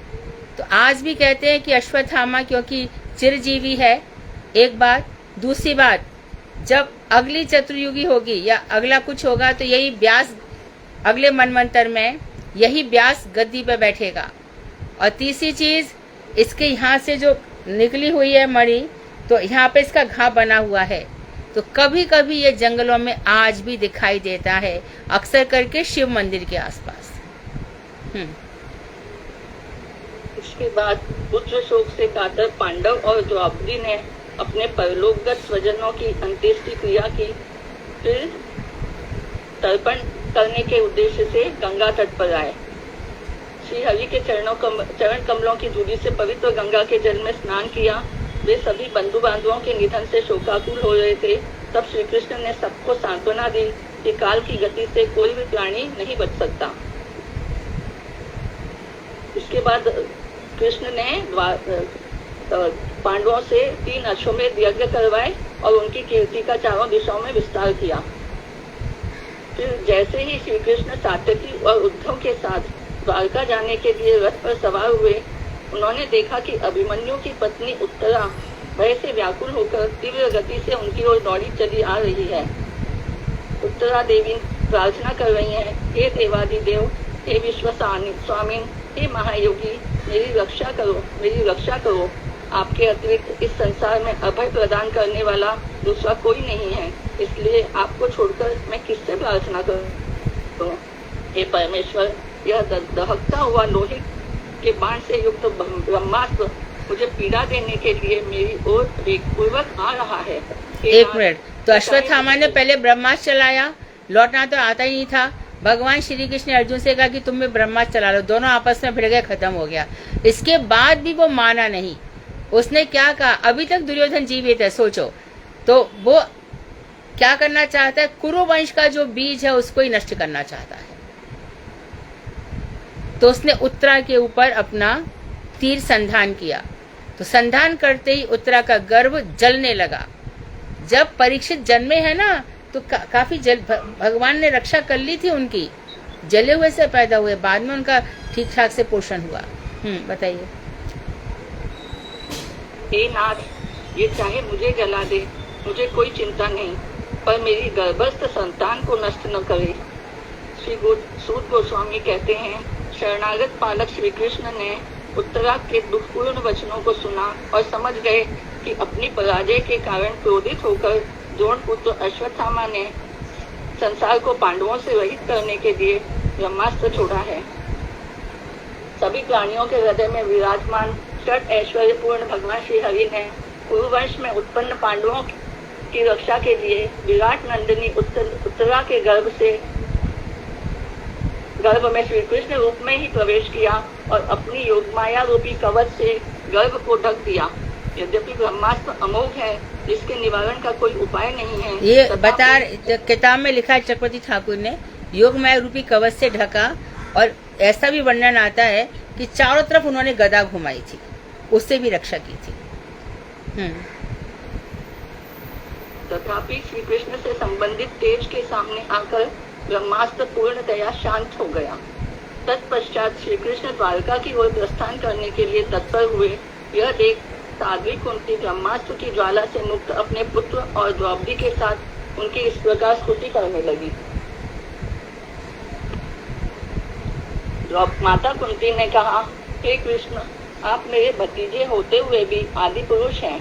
आप माया से अतीत तत्व हैं, माया के नियंता हैं। यद्यपि आप समस्त प्राणियों के भीतर एवं बाहर में पूर्ण रूप से अवस्थित हैं, तथापि आपको इंद्रियों और उनकी वृत्तियों के द्वारा नहीं जाना जा सकता। मैं आपको नमस्कार करती हूँ। हे वासुदेव, आप अपने माया रूपी आवरण से ढके रहते हैं। आप इंद्रिय ज्ञान से अतीत, अपरिच्छिन्न और अच्युत हैं। मैं भक्ति योग से अनजान हूँ, इसलिए आपको केवल नमस्कार करती हूँ। जिस प्रकार नार, गान, नृत्य, तालादि से युक्त अभिनय करता हुआ कोई नट भिन्न भिन्न वेश धारण कर भिन्न भिन्न भाव प्रस्तुत करता है और उसके अभिनय से मुक्त दृष्टा उसे पहचान नहीं पाते, उसी प्रकार आप देहाभिमानियों के सामने प्रत्यक्ष रहकर भी उनके दृष्टिगोचर नहीं होते। मननशील, आसक्ति रहित, आत्म अनात्म विवेक जीवन परमहंस पुरुष भी आपकी महिमा के प्रभाव के कारण आपका दर्शन नहीं कर पाते। अतएव ऐसे पुरुषों में भी अपने प्रति भक्ति उत्पन्न कराने के उद्देश्य से अवतीर्ण आपको मेरी जैसी मुक्त स्त्रियां जानने में कैसे समर्थ हो सकती हैं। कृष्णाय वासुदेवाय देवकी नंदनाय च नंद गोप कुमाराय गोविंदाय नमो नमः। हे कृष्ण, समस्त अवतारों की तुलना में आपका यह श्री कृष्ण अवतार ही अति श्रेष्ठ है। पुनः इस अवतार में आपने जिन्हें अपने संबंध से प्रीतियुक्त और कृतार्थ किया है, उनमें मेरे भाई वसुदेव। तो कुंती जानती है कि देवकी के भी बेटे हैं और नंद गोप कुमार भी हैं। कुंती को रहस्य पता है ना। इस श्लोक की व्याख्या में ये विशेष बात है। देवकी सुताएं नंद गोप कुमार आयचा। उनमें मेरे भाई वसुदेव ही अति धन्य हैं, क्योंकि आपने उन्हें अपने पिता के रूप में वर्ण किया है, इसलिए आपका नाम वासुदेव है। पिता वसुदेव की अपेक्षा भी अधिक स्नेह वत्सला और सौभाग्यशालिनी माता देवकी हैं, जिनके गर्भ से प्रकट होकर आपने उन्हें अधिक धन्य और समृद्धिमती बनाया है। इसीलिए आप देवकी नंदन कहलाते हैं। इसकी भी अपेक्षा अधिक धन्य वात्सल्य स्नेह से परिपूर्ण गोपराज नंद हैं। उन्होंने आपकी कौमार लीला के माधुर्य का आस्वादन किया है, इसलिए आप नंद गोप कुमार अर्थात नंद नंदन कहलाते हैं। तो बाल लीला और कौमार लीलाओं का आस्वादन देवकी वसुदेव नहीं कर पाए, यशोदा और नंद बाबा को ये मिला। उनकी भी अपेक्षा प्रीतिमती देवी यशोदा धन्या है, इसलिए आप यशोदा नंदन कहलाते हैं। आपकी कौमार लीला की अपेक्षा ब्रज की कैशोर लीला का माधुर्य श्रेष्ठ है, क्योंकि आप अपनी कैशोर लीला द्वारा सभी की समस्त इंद्रियों का आकर्षण कर आनंद का उपभोग करते हैं, इसलिए आप गोविंद हैं। आपको बार बार प्रणाम है। गोविंद का अर्थ क्या हो गया? गोविंद का सब समझ लें। सबकी इंद्रियों को जो आकर्षित कर लेते हैं उनको गोविंद कहा जाता है। सबकी इंद्रियों को आनंद प्रदान करते, इसके लिए वो गोविंद कहे जाते हैं। नमः पंकज नाभाय नमः पंकज मालिने नमः पंकज नेत्राय नमस्ते पंकजांगये। आपकी नाभि से ब्रह्मा जी का जन्म स्थान कमल प्रकट हुआ है। आपके गले में सुंदर कमलों की माला सुशोभित है। आपके दोनों नेत्र कमल के समान प्रफुल्लित एवं विशाल हैं। आपके दोनों चरणों में कमल का चिन्ह अंकित है। आपको देखकर मेरे नेत्र सुशीतल हो जाते हैं, अतएव मैं आपको पुनः पुनः प्रणाम करती हूँ। हे सर्वशक्तिमान इंद्रियाधिपति, आपकी माता देवकी को क्रूर कंस ने बहुत समय तक कारागार में बंद कर दिया था, जिससे वे शोक से व्याकुल रहती थी। जिस प्रकार आपने उन्हें कारागार से मुक्त किया है, उसी प्रकार हे सर्वव्यापी प्रभु, आपने मेरे और मेरे पुत्र पांडवों के रक्षक और पालक के रूप में हमें अनेक विपत्तियों से अति शीघ्र ही बार बार मुक्त किया है। हे श्री हरि, आप सर्वशक्तिमान हैं। आपने विष मिश्रित मोदक से होने वाली मृत्यु से, लाक्षागृह के दाह से, मानव भक्षक हिडिंबादी दुष्ट राक्षसों तो ये बता रही है कि कौन कौन सी विपत्तियों से हमें बचाया है। फिर से बोलो। पहली विपत्ति क्या थी? विष मिश्रित मोदक से होने वाली मृत्यु से। उनको लड्डू में जहर मिला के खिला दिया था। हाँ, लाक्षागृह जब सुरंग वहाँ पे लाक्षागृह बना दिया था, वो तो अच्छा हुआ कि विदुर जी को पता चल गया। विदुर जी ने बाजू में एक सुरंग बना दी, उससे उनको निकाल दिया। तो ऐसा प्रवेश द्वार बनवाया दुर्योधन ने जिसमें लाख थी, और लाख में आग लग करके चारों तरफ लाख ही लाख होगी तो क्या होगा? लाख पिघल जाएगी, सब जल के मर जाएंगे। तो लाक्षागृह से। तीसरा, मानव भक्षक हिडिम्बादी राक्षसों की दृष्टि से, दुष्टों की युद्ध सभा से, वनवासुक कष्टों से, प्रत्येक युद्ध में भीष्म, द्रोण, कर्ण आदि अनेकों महारथियों के प्राणघाती अस्त्रों से, तथा अभी अभी अश्वत्थामा के इस ब्रह्मास्त्र से सभी प्रकार से हमारी इच्छा की है। हे विश्वपति श्री कृष्ण, इन सब विपत्तियों के बार बार उपस्थित होने के कारण ही हमें आपके दुर्लभ दर्शन का सौभाग्य प्राप्त होता है। आपका दर्शन होने पर पुनः इस संसार चक्र में आना नहीं पड़ता। इसलिए इस संपद रूप अहंकार की आंधी को ध्वंस करने वाली हमारी वे सभी विपत्तियां इस प्रकार विचित्र अवस्थाओं में चिरस्थायी बनी रहे, बार बार आती रहे। तो विपदा शश्वदा संतु, ये कुंती की प्रार्थना है कि ये विपत्तियां आती रहेंगी तो कम से कम आपका स्मरण और आपका नाम जप चलता रहेगा। इसलिए कुंती विश्व साहित्य में बहुत सुंदर एक आदर्श कैरेक्टर बन गई, जो भगवान के स्मरण के लिए विपत्तियां मांग रही हैं। हे श्री कृष्ण, उच्च कुल में जन्म, ऐश्वर्य, विद्या और भी आपके श्री कृष्ण गोविंद इत्यादि पावन नाम का कीर्तन करने में समर्थ नहीं हो सकते। यह सौभाग्य तो एकमात्र सांसारिक अभिप्राय से रहित निष्किंचन भक्तों को ही प्राप्त होता है। आप अकिंचन भक्तों के परम धन हैं, और ये अकिंचन का अर्थ होता है, निष्किंचन का अर्थ समझ लो। निष्किंचन का अर्थ ये नहीं कि जिसके पास कुछ नहीं है। निष्किंचन का अर्थ है कि जिसके पास संसार का कुछ नहीं है, परंतु भगवान के प्रेम रूपी संपत्ति है, उसको निष्किंचन कहा जाता है। भगवान ऐसे अकिंचनों के धन है। आप अकिंचन भक्तों के परम धन हैं, और ये अकिंचन भक्त भी आपके सर्वस्व हैं। आप धर्म, अर्थ, काम और मोक्ष की वांछा रूप विषयों की कामना से रहित हैं, अपितु ये सब तो आपको स्पर्श भी नहीं कर सकते, क्योंकि आप अपनी आत्मा में ही विचरण करने वाले हैं। आप पूर्णानंद स्वरूप, शांत स्वरूप तथा मोक्ष प्रदाता हैं। अतः मैं आपको बार बार प्रणाम करती हूँ। हे श्री कृष्ण, आपके देवकी के पुत्र ही नहीं, अपितु सभी के काल स्वरूप हैं। आप सभी के नियंता हैं, अतः आपका न आदि है न अंत। आप सर्व समर्थ प्रभु हैं, सर्वत्र समान भाव से रहते हैं। यद्यपि आप पार्थसारथी हैं, तो भी आपको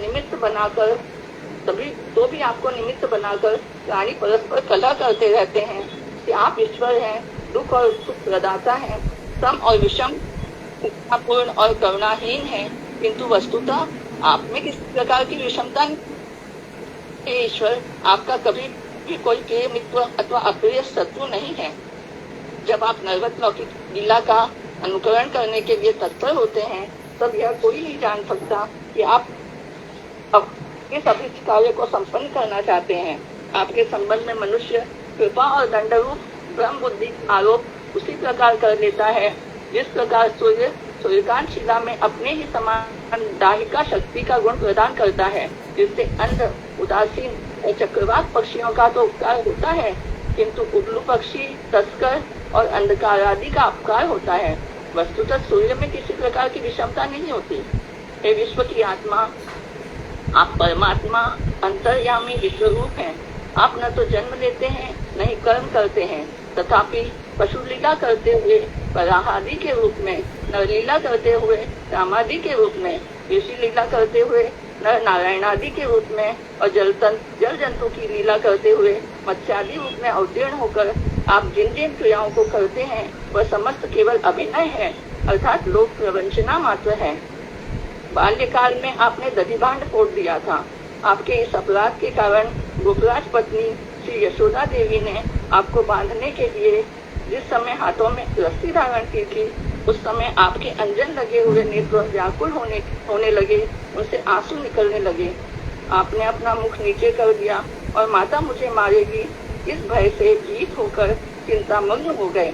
आप तो साक्षात भय स्वरूप हैं। महाकाल भी आपसे भयभीत होता है। अतः उस समय आपकी जो अवस्था हुई थी, उस लीला छवि को स्मरण करके मैं मोहित हो रही हूँ। राम बंधन लीला की जय हो। आपने अजन्मा होकर भी जन्म ग्रहण किया है। आपके इस प्रादुर्भाव के कारण विषय में कई मतभेद हैं। कोई कहते हैं कि जिस प्रकार मलय पर्वत के यश की वृद्धि के लिए उस पर चंदन वृक्षों का जन्म होता है, उसी प्रकार पुण्य श्लोक प्रिय युधिष्ठिर और पवित्र कीर्ति यदुओं के यश के विस्तार के लिए ही आपने यदुवंश में जन्म लिया है। आप यदुवंश में अवतीर्ण हुए हैं। अतः कुछ लोग कहते हैं कि सुतपा प्रश्नी रूप क्षत्रिय दंपति ने आपको पुत्र रूप में प्राप्त करने के लिए आपसे वरदान मांगा था, इसलिए आपने इस जगत के कल्याण और असुरों के नाश के लिए अजन्मा होकर भी वसुदेव देवकी के पुत्र होने के भाव को संपूर्ण रूप से अंगीकार किया है। दैत्यों के असहनीय पाप भार के कारण पृथ्वी अति पीड़ित होकर इस प्रकार डगमगा रही थी, जिस प्रकार समुद्र के बीच में अत्यधिक भार के कारण नौका डूबने लगती है। ब्रह्मा जी ने पृथ्वी के भारहरण के लिए आपसे प्रार्थना की थी। उनकी प्रार्थना के फलस्वरूप ही आप अवतीर्ण हुए हैं, ऐसा भी कोई कहते हैं।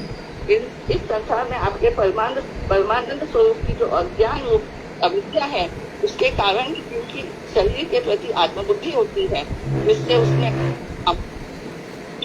कोई ऐसा भी कहते हैं। कितने श्लोक और बाकी हैं अभी? 7 है। आप लोगों से हम बार बार निवेदन कर रहे हैं, प्रार्थना कर रहे हैं कि शॉर्ट कीजिए। आप लोग सभी लोग पूरा चैप्टर रीड कर देते हैं। मेरे ख्याल से 33 या 36 श्लोकों में कुंती की स्तुति है। आप उसको 20 श्लोकों में समराइज कर सकती थी तो बहुत रोचकता बनी रहती, क्योंकि कंसंट्रेशन इतना नहीं होता है। दूसरा पड़ेगा तो आपका भी नहीं होगा। कल सपना जी को भी कहा था, हम बार बार कह रहे हैं कि सारी चीजें मत लो। तुम लोग को लगता है कि ये भी बोलने जैसा होगा, ये भी सब भागवत का कोई भी अंश हेयांश नहीं है, परंतु हम चाहते हैं कि ये रोचकता बनी रहे और जितना प्रसंग हो सबको याद हो जाए। आप पूरा कीजिए, लेकिन मैं सबसे रिक्वेस्ट है, मेरी प्रार्थना है कि चीजों को रोचक बनाए। Reading is not very big thing, उसका presentation is very big thing. How do you present it? पढ़िए आगे। जो लोग आपकी पवित्र कथा का बार बार श्रवण, कीर्तन, उच्चारण और स्मरण करके आनंदित होते हैं, अथवा दूसरों के द्वारा आपकी कथा का कीर्तन होने पर उसका बड़ा आदर करते हैं, वे लोग अतिशीघ्र ही आपके चरण कमलों का दर्शन प्राप्त कर लेते हैं, जिसके प्रभाव से उनका जन्म मृत्यु का प्रभाव सदा के लिए रुक जाता है। हे भगवान, आप सदा अपने भक्तों के कार्यों को संपन्न करने के इच्छुक रहते हैं। युद्ध में मेरे पुत्रों द्वारा राजाओं के बंधु बांधव आदि के वध के कारण वे राजा मेरे पुत्रों के विद्वेषी और शत्रु हो गए हैं। हम लोग पूर्णतया आपके आश्रित हैं, अतएव आपके चरण कमलों के अतिरिक्त हमारा कोई दूसरा सहारा नहीं है। क्या आप अपने आश्रित स्वजनों को छोड़कर जाना चाहते हैं? हे गदाधर कृष्ण, अब जिस प्रकार हमारी गदाधर कहा कि गदाग्रज है, गदाधर नहीं है, गदाग्रज है। गदाधर लिखा है। हे कृष्ण, अब जिस प्रकार हमारी देश की भूमि असाधारण ध्वज, वज्र, अंकुश आदि चिन्हों से युक्त आपके चरण धूलों से चिन्हित होकर शोभा पा रही है, विशेष रूप से आपके दर्शन के प्रभाव से यह देश समस्त प्रकार के उत्तम फलों, औषधियों और लता वृक्षों से समृद्ध हो रहा है। आपकी कृपा दृष्टि से समृद्ध होकर ये वन, पर्वत, नदियां, सागर वर्धित हो रहे हैं। आपके चले जाने पर उसकी वैसी शोभा नहीं हो सकती। हे जगदीश, हे सबके अंतर्यामी, हे विश्वरूप, अब आप यहाँ से प्रस्थान करें या यहाँ रहें, जो भी करें, परंतु इन पांडवों और यादवों के प्रति मेरा जो स्नेह बंधन का बड़ा गाढ़ा हो गया है, आप इसका छेदन कर दीजिए। हे माधव, गंगा जिस प्रकार किसी भी विघ्न को विघ्न नहीं मानती, समस्त नदियों के आश्रय सागर की ओर उन्मुख होकर अपने स्रोत को प्रवाहित करती रहती है, उसी प्रकार मेरी एकांतिक साध्वी मति विघ्नों से मुक्त होकर समस्त भक्तों के आश्रय स्वरूप आपके प्रति निरंतर प्रेममयी बनी रहे। हे कृष्ण, हे अर्जुन सखा, हे यादव श्रेष्ठ, आप पृथ्वी दो ही राजवेशधारी दैत्यों के कुल का विनाश करने वाले हैं। हे गोविंद, आप अपने अक्षय प्रभाव से वैकुंठ और लोकाधिपति हैं। वह ब्राह्मण और देवताओं के दुखों से दूर करने के लिए आपका अवतार हुआ है। हे योगेश्वर, हे विश्वगुरु, हे ईश्वर, मैं आपको प्रणाम करती हूँ। सुत गोस्वामी कहते हैं, कुंती देवी की इस प्रकार मधुर पदों से युक्त वचनों के द्वारा भगवान की संपूर्ण महिमा के विषय में स्तुति की, जिसे सुनकर श्री कृष्ण उन्हें अपनी माया से मानो मोहित करते हुए मंद मंद मुस्कुराने लगे। आपने मेरी एकांतिक मति निरंतर बनी रहे, प्रेमयी रहे। माता कुंती की इस प्रार्थना को स्वीकार करते हुए कृष्ण ने तथास्तु कहा और कुंती के अनुरोध को भी स्वीकार करके रथ से उतरकर हस्तिनापुर में प्रवेश किया। तो कुंती की प्रार्थना है जिसमें उसने स्वयं ही कहा है कि पांडवों में और यादवों में मेरा प्रेम बंधन बहुत गहरा हो गया है, आप इसको काट दीजिए। तो भगवान श्री कृष्ण ने अंत में कहा, ठीक है, तुम्हारी मति मुझ में ही हो। तो कुंती भी जैसी सोच रही है, जो माँ है जिसने ऐसे दुखों में अपने 5 बच्चों को पाला, बच्चों के पिता नहीं है, तो भी वो क्या कह रही है कि इनके प्रति जो मेरा प्रेम है उस बंधन को काट डालिए। तो कुंती की स्तुति जो है हमारे स्वामी महाराज इस पर बहुत विदेशों में सुनाया करते थे। तो आसक्ति से रहित हमें जीवन जीना चाहिए। कुंती को भगवान की बाल लीलाएं भी याद है, तो उसने उनकी दामोदर लीला को भी याद किया है। और नमा पंकज माली ने नमा पंकज, उनको ये भी है कि उनकी नाभि से ब्रह्मा भी उत्पन्न हुआ है। उनका पूरा ही शरीर कमल के समान है, उनके चरण भी कमल के समान है। इस तरह से कुंती ने बहुत सुंदर स्तुति की है। उसमें क्रमशः भगवान के जीवन की सभी लीलाएं भी आ जाती हैं और उनकी भगवत्ता भी आ जाती है कि वे परमेश्वर है ना। तो इस तरह से आप लोग चाहें तो कुंती की स्तुति एक बार फिर से पढ़ लेंगे तो आपको याद हो जाएगी, हमेशा के लिए याद हो जाएगी। अच्छे बच्चों का यही काम होता है कि जब जो सुनते हैं उसको पढ़ भी लेते हैं साथ के साथ।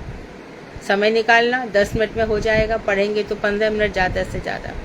ठीक है, कीर्तन छोटा सा बंगाली भाषा। हरे कृष्णा दीदी, अंबिका कह रही है कि उसको भी कोई टॉपिक चाहिए। हरे कृष्णा दीदी, दंडवत प्रणाम। हाँ हाँ, तुम्हारी माँ के पास भागवत है अंबिका? हाँ, डूडू लाओ, डूडू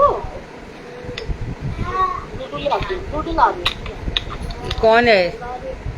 अनीता दीदी ऑफ करिए अपना स्पीकर। अनीता दीदी माइक ऑफ करिए प्लीज। तो कीर्तन करो, मैं तब कीर्तन के बाद में बताती हूँ टॉपिक अंबिका तुम्हें। कीर्तन कौन कर रहा है, जल्दी बोलो।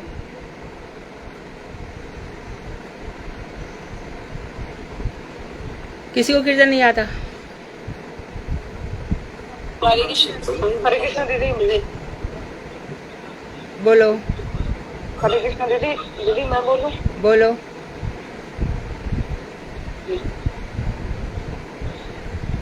सभी को धन्यवाद।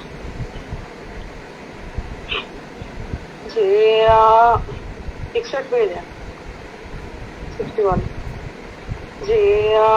नील प्रेम करुणा प्रचुर, प्रभु को था गेला आचार्य ठाकुर। जी दीदी। जे नील प्रेम धन करुणा प्रचुर, प्रभु को था गेला आचार्य ठाकुर। कहाँ मोर स्वरूप रूप, कहाँ सनातन, कहाँ दास रघु नाथे पतित पावन। कहाँ मोर भटयु, कहाँ कबीरा, एक काल को गेला गोरा नाट्यराज। पाषाणे कुटी गो माता, अनाले पसी गो गौरांग गुणेरा निधि, कोथा गेला पाबो से सब संगीर संगे।